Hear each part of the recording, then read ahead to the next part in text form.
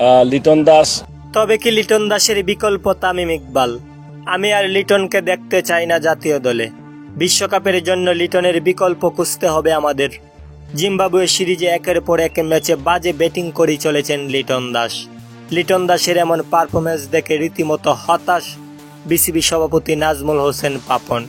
হ্যাঁ দর্শক, আজ এক সাংবাদিকের করা প্রশ্নের জবাবে লিটনকে নিয়ে রীতিমতো হতাশ হয়ে বিসিবি সভাপতি নাজমুল হোসেন পাপন বলেন, আমি এমন লিটনকে দেখতে চাই না, সে বারবার একই ভুল করে চলেছেন।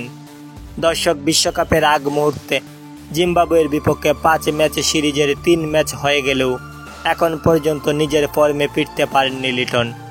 জিম্বাবুয়ের বিপক্ষে প্রথম ম্যাচে 1 রান করে বোল্ড হওয়ার পর দ্বিতীয় ম্যাচে ভালো শুরু পেয়েছিলেন লিটন।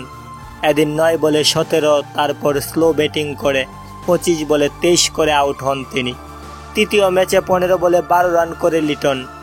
আর এদিকে লিটনের এমন পারফরমেন্স দেখে হতাশ নাজমুল হোসেন পাপন।